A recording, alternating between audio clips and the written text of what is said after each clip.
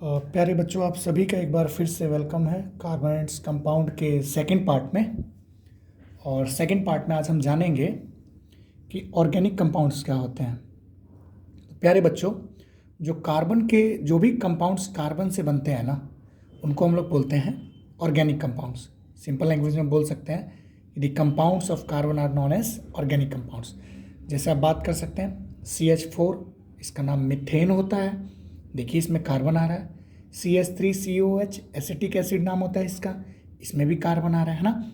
तो जहाँ भी अगर कार्बन आएगा तो हम बोल सकते हैं सिंपल एक लैंग्वेज में कि कार्बन के कंपाउंड्स को हम लोग क्या बोल देते हैं दोस्त, ऑर्गेनिक कंपाउंड्स बोल देते हैं। अब जानते हैं कि ऑर्गेनिक कंपाउंड्स की प्रॉपर्टीज़ क्या क्या हो सकती हैं, है ना। तो पहला, organic compounds are covalent compounds having low melting and boiling points. कि जो भी ऑर्गेनिक कंपाउंड्स होते हैं वो कोवलेंट कंपाउंड्स होते हैं और इनके जो मेल्टिंग और बॉइलिंग पॉइंट्स बॉइलिंग पॉइंट्स होते हैं वो क्या होते हैं, काफ़ी लो होता है, मतलब काफ़ी कम होता है। दूसरा, most of the carbon compounds are non conductors of electricity. मतलब जो मोस्टली कार्बन कंपाउंड्स होते हैं उनके अंदर इलेक्ट्रिसिटी का फ्लो नहीं हो सकता, है ना। वो बैड कंडक्टर होते हैं, मतलब आप बोल सकते हैं कि उनके अंदर इलेक्ट्रिसिटी फ्लो हो ही नहीं सकती। और ऑर्गेनिक कंपाउंड जो होता है वो लगभग जितने भी आपके लिविंग थिंग्स होते हैं, प्लांट्स और एलिमेंट्स, वो सब में पाया जाता है। शुरुआत में ये बिलीव किया जाता था कि जो कार्बन कंपाउंड्स हैं वो केवल और केवल लिविंग बॉडी के अंदर ही पाए जाएंगे, लिविंग जो थिंग्स हैं केवल उनके अंदर ही पाया जाएगा। शुरुआत में ऐसा मानना था कई साइंटिस्टों का। लेकिन एक वाइटल फोर्स थ्योरी है जो फ्रेडरिक वॉलर ने दिया था 1828 में, जिसके अकॉर्डिंग इन्होंने क्या किया, अमोनियम साइनेट को इन्होंने हीट किया और लैब में उसको यूरिया में चेंज कर दिया। यूरिया का फॉर्मूला CONH2 का ट्वाइस या NH2CONH2 भी बोल सकते हैं। तो इससे पहले ऐसा ये माना जाता था कि जो आपका कार्बन कंपाउंड है वो केवल और केवल लिविंग बॉडी में बन सकता है। लेकिन इसके बाद इन्होंने फ्रेडरिक वॉलर ने 1828 में क्या किया, एक इनऑर्गेनिक कंपाउंड NH4CNO को लैब में बना के किस में कन्वर्ट कर दिया, NH4CNO अमोनियम साइनेट का फॉर्मूला है। इसको इन्होंने हीट करके क्या बना दिया, उससे यूरिया बना दिया। दूसरी चीज़ मैं आपसे कहना चाहूँगा कि जितने भी कार्बन हैं, है ना, उसमें से कुछ ऑक्साइड्स हैं जो कार्बन के, जैसे आपका CO कार्बन मोनोऑक्साइड हो गया, CO2 कार्बन डाइऑक्साइड हो गया, यानी दूसरा आप बोल सकते हैं जितने भी कार्बोनेट्स हो गए, हाइड्रोजन कार्बोनेट्स हो गए जिनको आप बाइकार्बोनेट्स भी बोलते हैं, आपके कार्बाइड्स हो गए, है ना, ये भी ऑक्साइड है कार्बन का। मतलब जिसके अंदर कुछ ऑक्साइड्स तो ये हैं, ये बेसिकली और ऐसे हैं जिनके अंदर कार्बन आता है, are not considered to be organic compounds. इनको हम लोग क्या करते हैं, इन सबको हम लोग ऑर्गेनिक कंपाउंड्स में कंसिडर्ड नहीं करते हैं। ठीक है दोस्त, ओके। आगे अब हम जानते हैं कि ऑर्गेनिक केमिस्ट्री क्या होती है। तो the study of hydrocarbons and their derivatives is called organic chemistry. मतलब ऐसी ब्रांच केमिस्ट्री की जिसमें हम हाइड्रोकार्बन्स और उनके डेरिवेटिव्स, मतलब उनसे उत्पन्न हुए, डेरिवेटिव्स मतलब उनसे जो भी उनसे पैदा होंगे या उत्पन्न होंगे, उनसे रिलेटेड होंगे, उनके बारे में हम स्टडी करते हैं। ऐसे ब्रांच को हम लोग ऑर्गेनिक केमिस्ट्री बोलते हैं। अब हम समझेंगे कि हाइड्रोकार्बन क्या होता है। चलिए बच्चों, अब नेक्स्ट देखते हैं कि जो हमारे ऑर्गेनिक कंपाउंड्स होते हैं ना, इसके कितने टाइप्स होते हैं। तो बहुत सारे टाइप्स हैं, लेकिन जो हमें पढ़ना है common types like hydrocarbons, haloalkanes, alcohols, aldehydes, ketones, carboxylic acids, है ना, ये ऑर्गेनिक एसिड्स होते हैं। तो यहाँ मैंने क्लासिफिकेशन किया है कि हाइड्रोकार्बन्स को हम लोग दो भागों में बांटते हैं, 2 पार्ट्स में डिवाइड करते हैं। First one saturated hydrocarbon and second one unsaturated hydrocarbon. Saturated hydrocarbon में एल्केन्स, अनसैचुरेटेड हाइड्रोकार्बन्स में एल्कीन्स और एल्काइंस। चलिए बच्चों, अब जानते हैं हाइड्रोकार्बन्स क्या होते हैं। वो कंपाउंड्स जिनके अंदर केवल और केवल हाइड्रोजन और कार्बन एटम आए उसको हम लोग बोलते हैं हाइड्रोकार्बन, है ना।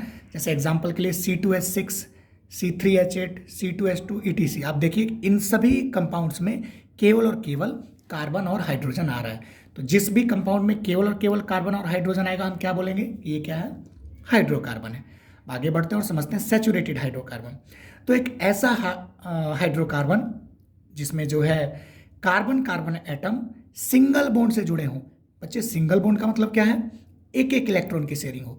जब दो एटम्स के बीच में एक एक इलेक्ट्रॉन की शेयरिंग होती है तो वहां जो बॉन्ड बनता है उसको हम लोग सिंगल बॉन्ड बोलते हैं। ठीक है, तो सैचुरेटेड हाइड्रोकार्बन ऐसा हाइड्रोकार्बन होता है जिसमें कार्बन कार्बन एटम के बीच में सिंगल बॉन्ड की शेयरिंग होती है, ठीक है। अब क्योंकि एल्केन्स एक सैचुरेटेड हाइड्रोकार्बन है तो समझ लेते हैं एल्केन्स क्या होता है। एल्केन एक प्रकार का ऐसा हाइड्रोकार्बन होता है जिसमें कार्बन एटम जो है एक दूसरे कार्बन एटम से एक सिंगल कोवलेंट बॉन्ड के, ऑलरेडी हमने बता दिया भाई सैचुरेटेड हाइड्रोकार्बन मतलब कार्बन कार्बन के बीच में सिंगल बॉन्ड होगा, और एल्केन भी सैचुरेटेड हाइड्रोकार्बन है, इसका मतलब इसमें भी क्या होगा, सिंगल बॉन्ड ही होगा, है ना। तो इसमें भी क्या होता है, सिंगल कोवलेंट बॉन्ड होता है। और कोवलेंट बॉन्ड क्या होता है, ये हमने पिछले पार्ट में पढ़ा है कि जो बॉन्ड्स इलेक्ट्रॉन्स की म्यूचुअल शेयरिंग से बनते हैं उसको हम लोग क्या बोलते हैं, कोवलेंट बॉन्ड बोलते हैं। अब देखिए एल्केन्स का जो जनरल फॉर्मूला होता है वो होता है CnH2n+2।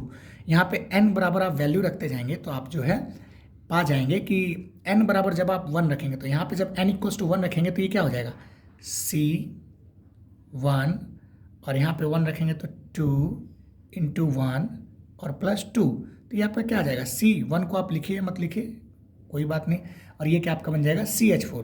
तो जब आप n = 1 रखेंगे तो क्या आ जाएगा CH4, मीथेन नाम होता है इसका। n = 2 रखेंगे तो 2 2 × 4 4 + 2 6, तो C2H6 इथेन नाम होता है। n = जब आप 3 लिखेंगे दोस्त तो ये हो जाएगा C3H8, और इसका नाम होता है प्रोपेन। हम नाम भी देखेंगे कि इनका नाम वगैरह कैसे होता है, इसको हम देखेंगे नेक्स्ट पार्ट में कि कैसे इनका IUPAC नोमेनक्लेचर वगैरह होता है। अभी आप इतना समझ जाइए। चलिए अब आगे बढ़ते हैं और समझते हैं कि आगे नेक्स्ट क्या है। चलिए बच्चों अब जानते हैं कि अनसैचुरेटेड हाइड्रोकार्बन्स क्या होते हैं। तो एक ऐसा हाइड्रोकार्बन जिसमें जो कार्बन एटम्स हो ना वो एक दूसरे से डबल बॉन्ड या फिर ट्रिपल बॉन्ड, है ना, इसके साथ जुड़े हो तो हम उसको बोलेंगे कि अनसैचुरेटेड हाइड्रोकार्बन है। डबल बॉन्ड का मतलब क्या है कि दो एटम्स के बीच में, मतलब कार्बन कार्बन एटम के बीच में दो दो इलेक्ट्रॉन्स की शेयरिंग हो, है ना। और ट्रिपल बॉन्ड का मतलब तीन तीन इलेक्ट्रॉन्स की शेयरिंग हो। अगर तीन तीन इलेक्ट्रॉन्स की शेयरिंग होगी तो उसको ट्रिपल बॉन्ड, दो दो इलेक्ट्रॉन्स की शेयरिंग होगी तो उसको डबल बॉन्ड। अब ये शेयरिंग कैसे होगी इसको हम अगले पार्ट में देखेंगे और इलेक्ट्रॉन डॉट स्ट्रक्चर बना के मैं आपको दिखाऊंगा। तो भाई अनसैचुरेटेड हाइड्रोकार्बन के दो पार्ट्स थे। First one alkenes. एल्कीन्स क्या होते हैं, एक ऐसा हाइड्रोकार्बन जिसमें कार्बन एटम जो है एक डबल बॉन्ड से जुड़ा हो तो उसको हम लोग क्या बोल देंगे दोस्त, एल्कीन्स बोल देंगे, है ना। और इसका जनरल फॉर्मूला क्या होता है CnH2n, इसका मतलब यहाँ कार्बन के डबल हाइड्रोजन होंगे। तो n = यहाँ जब आप 1 रखोगे ना तो ये पॉसिबल नहीं होगा। जैसे कि मान लो मैं n = 1 रखता हूँ तो ये बन जाएगा CH2, और आप बताओ कार्बन की वैलेंसी कितनी होती है दोस्त, 4, लेकिन यहाँ तो 2 ही है, तो ये n = 1 पॉसिबल नहीं होता है, उसके अलावा बाकी सब पॉसिबल होता है। जब आप n = 2 रखेंगे तो ये बन जाएगा C2H4, इसका नाम एथीन होता है। n = 3 रखेंगे तो C3 3 2 6 C3H6 प्रोपीन हो जाएगा। n = 4 रखेंगे 4 2 8 C4H8 ब्यूटीन हो जाएगा। तो इस प्रकार से जो है आप इसको निकाल सकते हैं। आइए समझते हैं एल्काइंस क्या होता है बच्चे। एक ऐसा हाइड्रोकार्बन जिसमें जो जो कार्बन एटम्स होते हैं वो ट्रिपल बॉन्ड से हो उनके अंदर में, यानी तीन तीन इलेक्ट्रॉन की शेयरिंग हो तो उसको हम एल्काइन बोलते हैं। जनरल फॉर्मूला क्या होता है CnH2n-2, यानी इसके अंदर जितना भी कार्बन एटम होगा उसके डबल से 2 कम हाइड्रोजन होंगे। ये भी n = 1 के लिए पॉसिबल नहीं होगा। देखिए यहाँ भी 1 रखोगे तो 1, 2 1 2, 2 से 2 कट जाएगा 0। हाँ, लेकिन n = 2 के लिए जब आप इसकी वैल्यू पुटअप करेंगे तो ये हो जाएगा C2, 2 2 4, 4 में से 2 गया 2, C2H2, इसका नाम हो जाएगा इथाइन। जब आप n = 3 पुटअप करेंगे तो that is C3, 3 2 6, 6 - 2 4, C3H4 propyne हो जाएगा। जब आप n = 4 पुटअप करेंगे तो C4H6, इसका नाम ब्यूटाइन। IUPAC हम आगे देखेंगे। अब एक खास बात बच्चों मैं आपको बताना चाहूँगा कि जैसे आप यहाँ देखिए C2H6 है तो इसको हम CH3 लिख सकते हैं।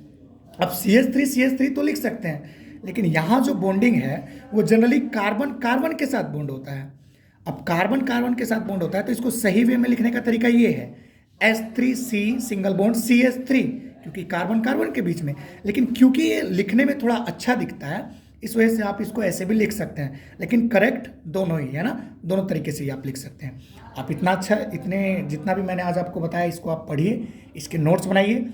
जल्द ही हम अगले पार्ट में मिलते हैं और वहाँ हम आपको साइक्लिक हाइड्रोकार्बन के बारे में, इलेक्ट्रॉन डॉट स्ट्रक्चर के बारे में पढ़ाएंगे और फिर IUPAC करेंगे।